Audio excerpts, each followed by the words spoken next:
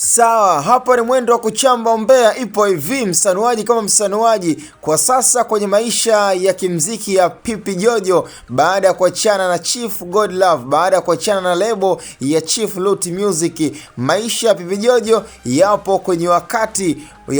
mgumu, lakini pia kuna nafasi nzuri ambayo kwa sasa inaaminika na kusadikika baada ya kupata taarifa za chini na za ndani kabisa kwenye usanuaji kwamba Pipi Jojo anaweza kupata bahati mbili tu kwa sasa kwenye maisha yake ya mziki, na pia tunaangalia na kusikiliza kwamba je, ataweza kufanikiwa. Nidhamu yake, jitihada, ubora, lakini pia na juhudi yake inaweza ikafanikisha malengo yake hayo ambayo tunayasikia. Issue inaonekana kwa sasa Pipi Jojo anaweza akapata bahati ya kusainiwa kwenye lebo ya Wasafi, ama ikishindikana kwenye lebo ya Wasafi,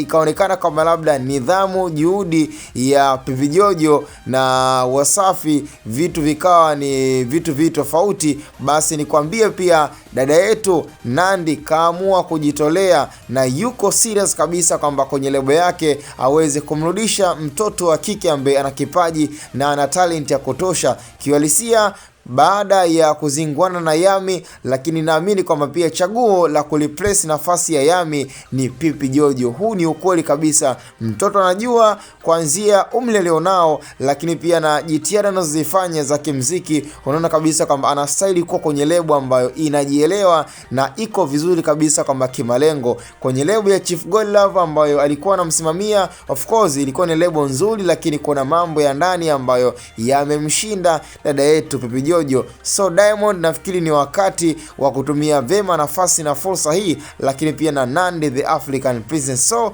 tusubirie swala la time tu, lakini Pipi Jojo kwa sasa ana mambo makuu mawili tu ya kuzingatia: nidhamu na jitihada kwa makubaliano mazuri, endapo kama akienda Wasafi ama akienda kwa Nandy the African Princess.